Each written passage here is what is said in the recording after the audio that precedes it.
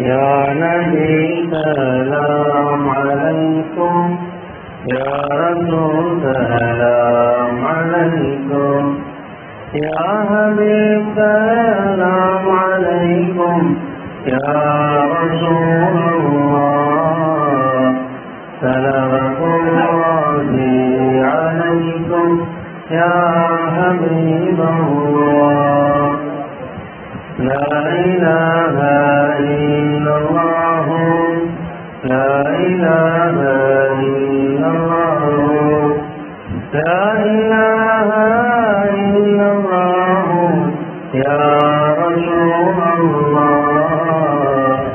محمد رسول الله يا حبيب الله أعوذ بالله من الشيطان الرجيم بسم الله الرحمن الرحيم إن الله وملائكته يصلون على النبي يا أيها الذين آمنوا صلوا عليه وسلموا تسليما اللهم صل على سيدنا وشفيعنا وحبيبنا ومولانا محمد وعلى آل سيدنا ونبينا ومولانا محمد وبارك وسلم عليه وصل على جميع الأنبياء والمرسلين وآل كل منهم وصحبهم أجمعين.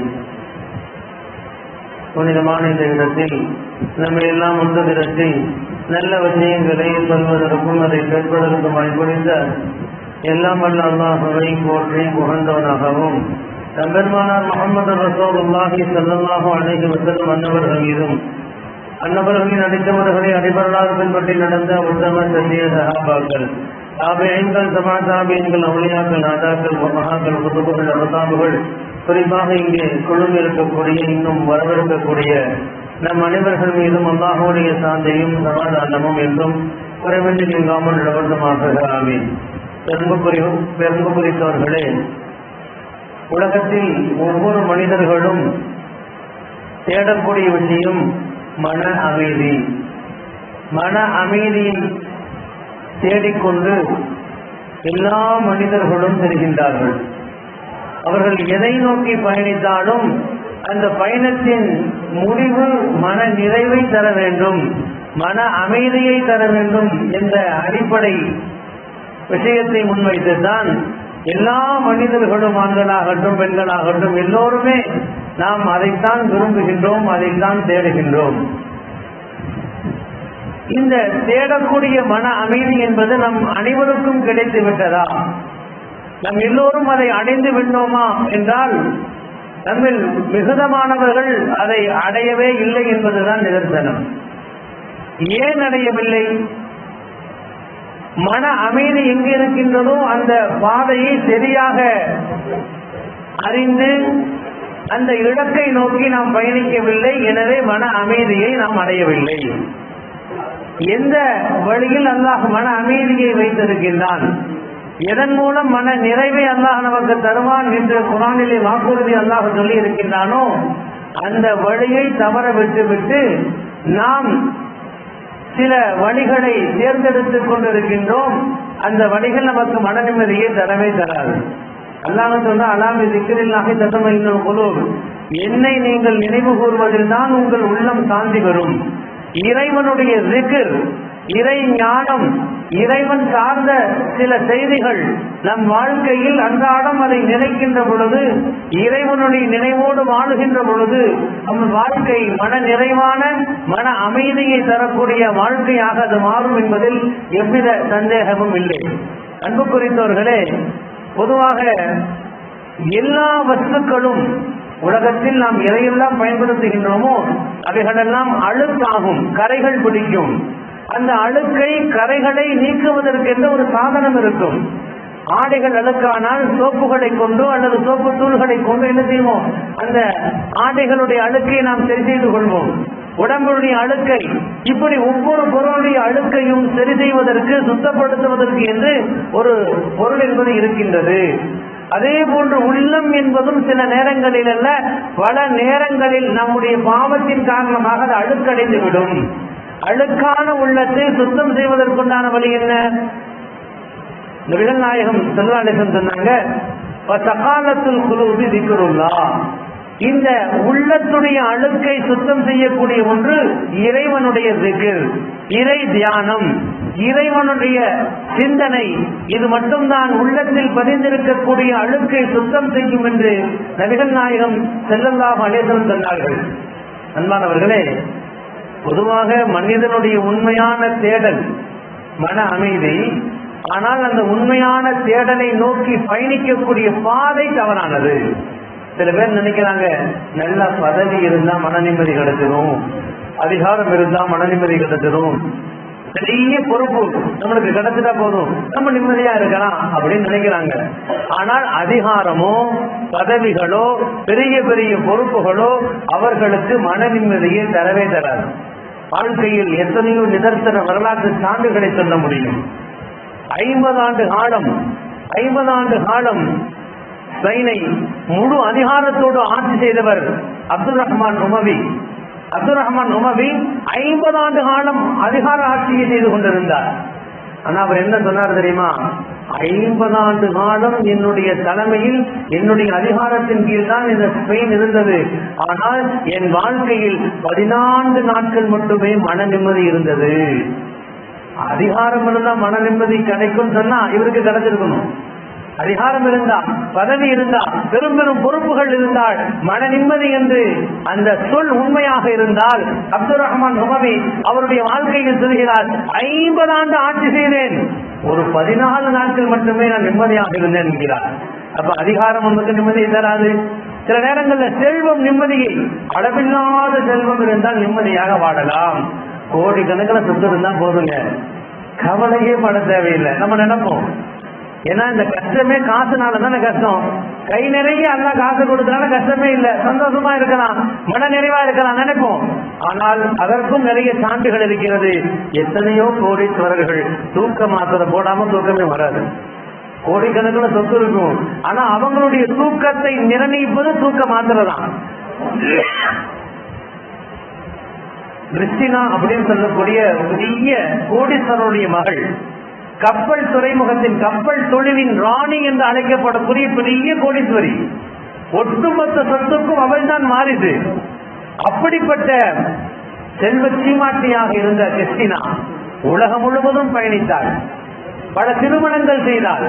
ஆனால் அவளுக்கு மன நிம்மதி கிடைக்கவே இல்லை.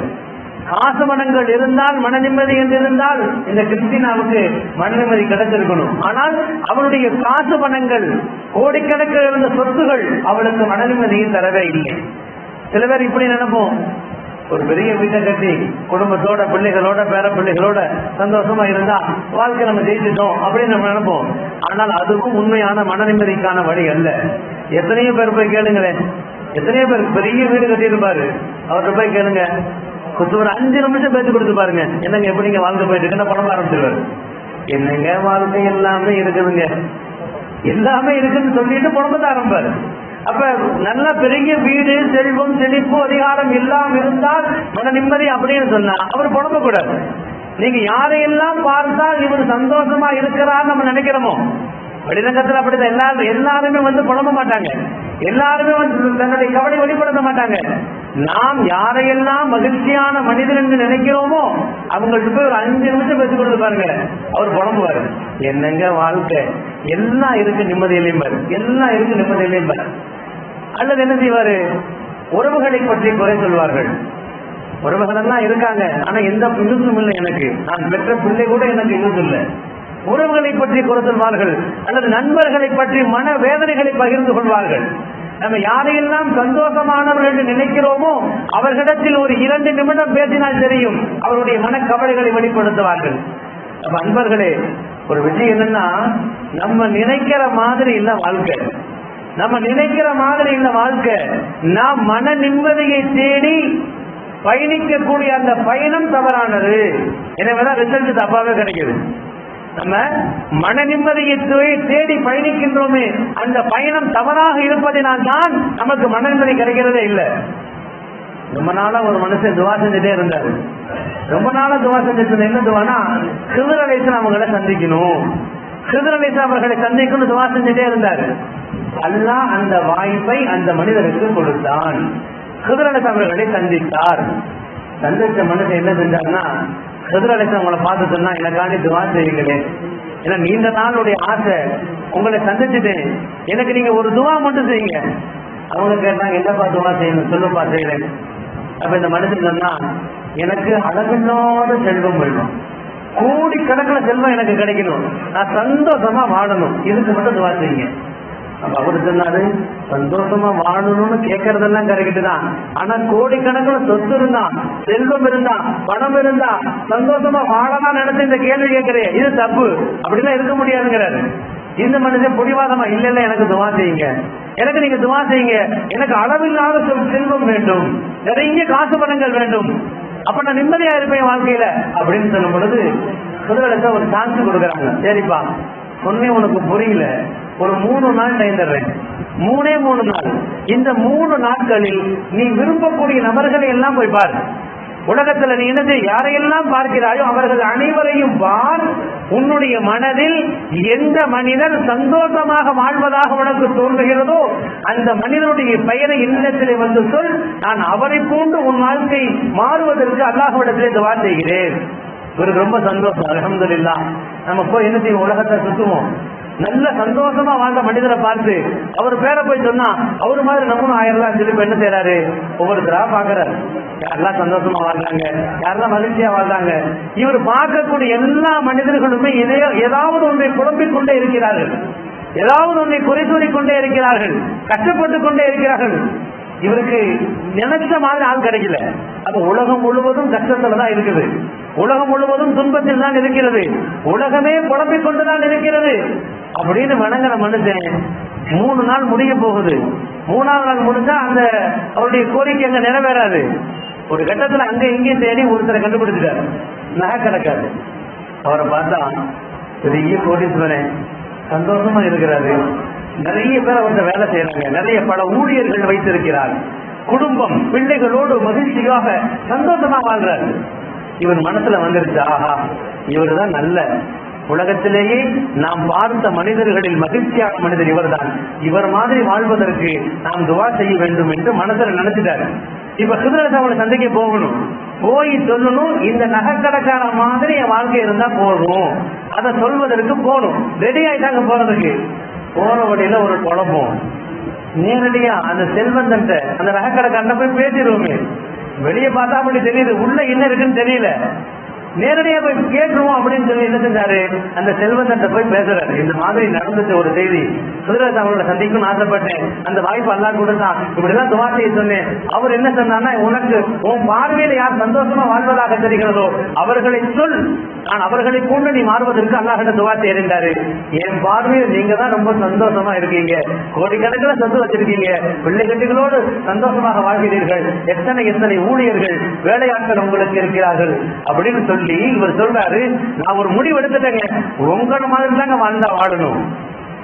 இந்த வார்த்தையை கேட்டதுமே இந்த நகைக்கடைக்கான பெரிய மூச்சு விட்டான். பெரிய மூச்சு விட்டு சொன்னா, அப்பா தயவு செய்து இந்த முடிவெல்லாம் எடுத்துடாத, வெளிரங்கத்தை பார்த்து முடிவு செய்யாத, ஏன் உள்ள இருக்கக்கூடிய ஓட்டம் எனக்கு தான் தெரியும், நீ பாக்குறதெல்லாம் கரெக்ட் தான், சொத்து இருக்குது, நிறைய வேலையாட்கள் இருக்கிறாங்க, பிள்ளை குட்டிகளோடு சந்தோஷமா இருக்கிறேன், எல்லாம் சரிதான். ஆனா இதெல்லாம் இந்த சமுதாயத்திற்காக வேண்டி, சமுதாயத்துடைய சில அவமானங்களை பொறுத்துக் கொள்ள வேண்டும் என்பதற்காக வேண்டி என் உள்ளத்திலே பல ரணங்களை போட்டு அடக்கி வைத்துக் கொண்டிருக்கின்றேன். இதெல்லாம் உங்களுக்கு சொன்னா புரியாது. என்ன மாதிரி ஆகணும் துவா செஞ்சாரு, அவர் வழுக்க டைமா சொல்றாரு, என்ன மாதிரி ஆகணும் துவா செஞ்சாருங்கிறாரு. ஒரு கட்டத்தில் என்ன செய்யறாருன்னா, அவரு உனக்கு சொன்னா புரியாது, என் வாழ்க்கையில் நடந்த ஒரு செய்தியை சொல்கின்றேன், என்னுடைய அத்தனை அவமானங்களும் மறைக்கப்பட்டிருக்கிறது அப்படின்னு சொல்லிட்டு அந்த நபர் சொல்றாரு, என்னுடைய அன்பு மனைவி, எனது அன்பு மனைவி உடல்நிலை பாதிக்கப்பட்டு ஒரு கட்டத்தில் மருத்துவர்கள் எல்லாம் கைவிட்டு விட்டார்கள். என்ன கைவிட்டுட்டாங்க? அப்ப மரண தருவாயில் இருக்கிறார்.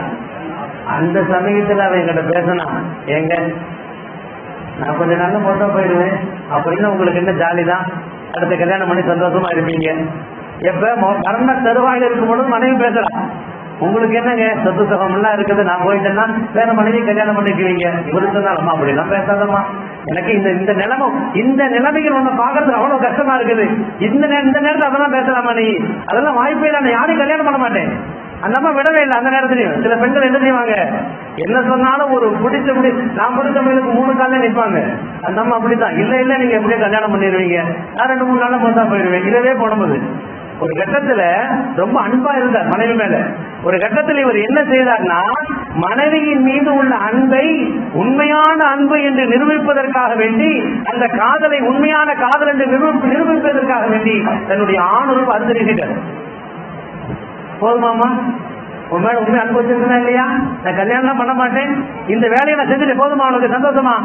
அப்பதான் அந்த அம்மா சொல்லுச்சு, பரவாயில்லங்க, என் மேல உண்மையிலே நீங்க அன்பு வச்சிருக்கீங்க, நான் மோசா போனாலும் சந்தோஷமா மோசா போயிடுவேன். அந்த அம்மா சொல்லுது. ஆனா என்ன ஆச்சுன்னா, அந்த அம்மா மோசா போகல. மருத்துவர்கள் எல்லாம் கைவிட்ட அந்த பெண்மணி கொஞ்சம் கொஞ்சமாக குணமாகிக் கொண்டே வருகிறார். ஒரு கட்டத்தில் பரிபூர்ணமாக குணம் ஆயிடுச்சு அவளுக்கு. எல்லாரும் கைவிட்டுட்டாங்க, இருந்தாலும் இறைவனுடைய சோதனை பாருங்க, அந்த சோதனை அப்படியே மாறி போச்சு. மருத்துவர்கள் கைவிட்ட மருத்துவர்கள் எல்லாம் ஒன்று கூடி அந்த பெண்மணியை பழக்க வச்சுட்டாங்க, நார்மல் ஆயிட்டாங்க. ஆனா அந்த பெண்ணுடைய தேவைகளை பூர்த்தி செய்ய முடியாத ஆணாக கணவன் மாறிவிட்டார். தன்னுடைய அன்பு காதலை வெளிப்படுத்துவதற்காக அந்த காரியத்தை செஞ்ச அந்த மனிதன் பிற்காலத்தில் அதுவே அவனுக்கு பெரிய தலைவலியா போச்சு. என்ன ஆச்சு, அந்த நபர்கிட்ட சொன்னார், என்ன மாதிரி ஆகும்னு துவா செஞ்சீல, நீ என்னத்தை பார்த்த, கோடீஸ்வரனா இருக்க அதை பார்த்த, குழந்தை குட்டிகளோடு சந்தோஷமா இருக்கிற பார்த்தீல, இந்த குழந்தைகள் எல்லாம் எனக்கு பிறந்தவர்கள் அல்ல, என் ஊழியர்களுக்கு பிறந்தவர்கள். வெளியே சொன்ன சமுதாயத்தின் அவமானம் அது, அதை மறைத்து வெளியே நான் சந்தோஷமாக வாழ்வதாக காண்பித்துக் கொள்கிறேன், என்ன பார்த்து நீ இடப்படாதப்பா அப்படின்னு அவர் சொன்னாரு. தயவு செய்து என்ன மாதிரி ஆகணும் துவா செய்யாத, வெளிரங்கத்தை பார்த்து முடிவு செய்து கொள்ளாதீர்கள்.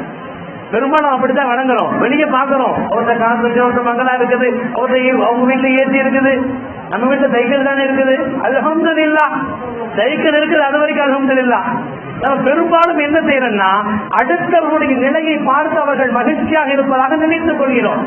ஆனால் உண்மையான மகிழ்ச்சி அவங்கள்ட்ட போய் 2 நிமிஷம் பேசுங்க, எல்லாத்தையும் கொட்டிடுவாங்க. அப்ப நினைப்போம், அப்பா பரவாயில்ல, கோடிக்கணக்கில் சொத்து வச்சிருக்கான், ஆனா புலம்பட 2 கோடி வச்சிருக்கான், புலம்புறது 2 கோடி வச்சிருக்கான், சொத்து 1 கோடி தான், அவனுடைய புலம்பு 2 கோடி இருக்குது. எங்கிட்ட ஒண்ணுமே இல்லை, அல்ஹம்துலில்லாஹ், புலம்படும் இல்லை, படுத்தா தூக்கம் வருது, சாப்பிட்டா சாப்பிட்ட சாப்பாடு ஜீரணமாகுது. எத்தனை பேர் சாப்பிடுறாங்க, எத்தனையோ உணவுகளை வகையாக வைக்கப்படுகிறது, அந்த வைத்த உணவுகளை சாப்பிட முடியாமல் இருப்பவர்கள் எத்தனையோ பேர். அவருடைய டேபிள் எல்லாமே இருக்கும், அவர் சாப்பிடுறது 2 காய்கறி தான் சாப்பிடுவார். எல்லாம் வாங்கி வைப்பதற்குண்டான பொருளாதாரம் இருக்கும், அதை சாப்பிடுவதற்குண்டான உடலில் வலிமை இருக்காது. நம்ம யோசிக்கிறோம், பெரும்பாலும் என்னன்னா, மன நிம்மதி என்று வருகின்ற பொழுது முதல் விஷயம், மன நிம்மதி எதனால் பறிபோகிறது, பாவத்தால் பறிபோகிறது. நம்ம பாவம் செஞ்சா மன நிம்மதி போயிடும். பாவங்கிறது சில நேரங்களில் சுகமா இருக்கும், அவங்க செய்யும் போது சுகமா இருக்கும். அதற்கு மார்க்க அறிஞர் சொல்வார்கள், பாவம் என்பது அரிப்பை போல, அரிக்கின்ற பொழுது சுகமாகத்தான் இருக்கும், அந்த அரிப்பை நிறுத்திவிட்டால் எரிச்சல் வரும், வலி வரும், வேதனை வரும்.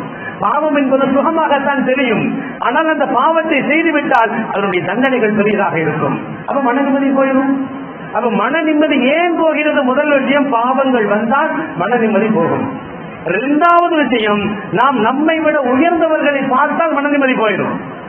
துன்யா விஷயத்துல, உலக விஷயத்துல நம்மளை விட யாரெல்லாம் உயர்ந்திருக்காங்களோ, எதிர்த்து வீட்டுக்காரன், பக்கத்து வீட்டுக்காரன், அண்டை வீட்டுக்காரன், நண்பன், தோழன், சொந்தம் பந்தம் எல்லாத்தையும் பார்க்கிறோம். அப்படி பார்த்தா மன நிம்மதி போயிடும்.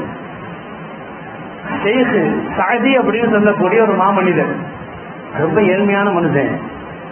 எந்த அளவுக்குன்னா, காலில் செருப்பு கூட அவனால வாங்கி போட முடியாது, அந்த அளவுக்கு வசதி இல்லாத மனுஷன்.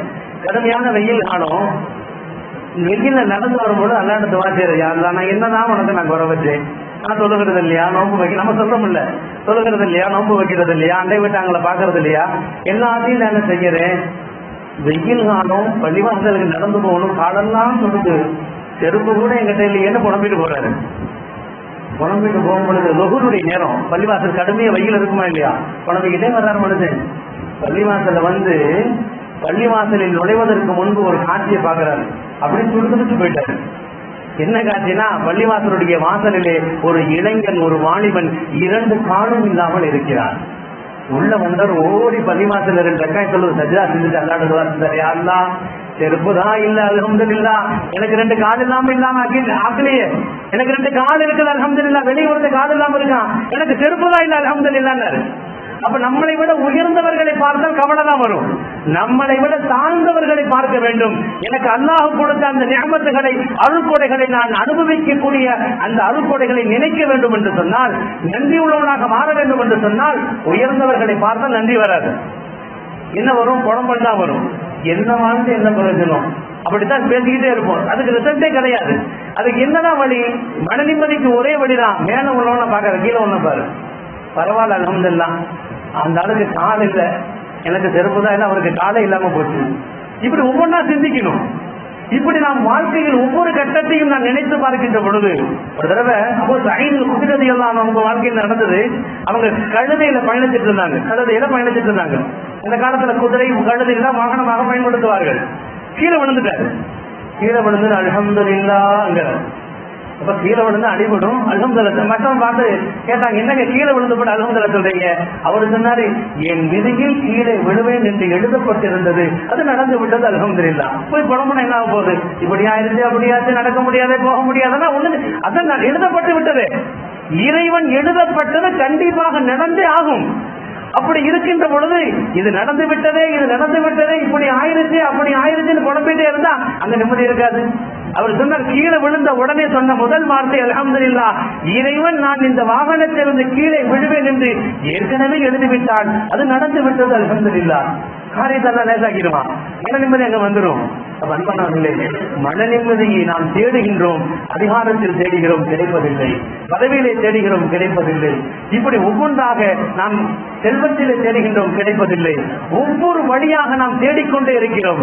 சில பேர்கள் இறைவனால் தடுக்கப்பட்ட வழிகளில் மன நிம்மதி இருக்கிறது என்று தேடி தெரிகிறார். ஆனா இறைவன் சொன்னான், அடியானே எங்கெல்லாம் போற, எங்கிட்ட வாப்பா. இறுதியாக ஒரு செய்தி, மூசா நபிட்டு அப்லாத்தூன் பேசுவாப்படி. அப்லாத்தூன் என்பவர் மூசா நபிட்டு பேசுவார்.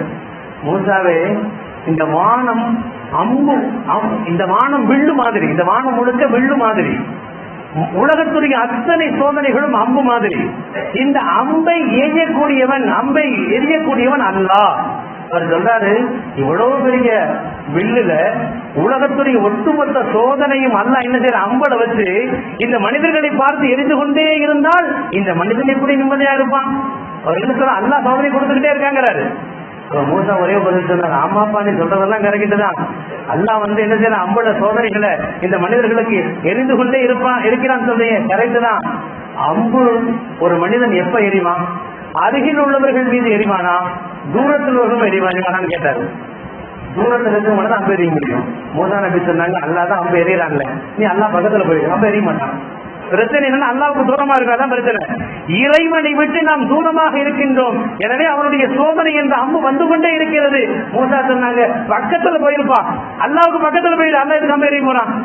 இறைவனின் அருகிலே நின்று விட்டால் மன நிம்மதியான வாழ்க்கை வந்துவிடும், சோதனைகள் இல்லாத வாழ்க்கையாக மாறிவிடும். எல்லாம் உள்ள இறைவன் வரக்கூடிய இந்த ரமலானுடைய மாதம், புனிதமான ஷாபான் இருக்கிறோம், வரக்கூடிய ரமலானுடைய மாதத்திலே எல்லா விதமான நட்பாக்கியங்களையும் பெற்ற மேன்மக்களாக வல்லல்லாஹ் நம் அனைவரும் ஆக்கியல் புரிவானாக. அல்ஹம்துலில்லாஹ்.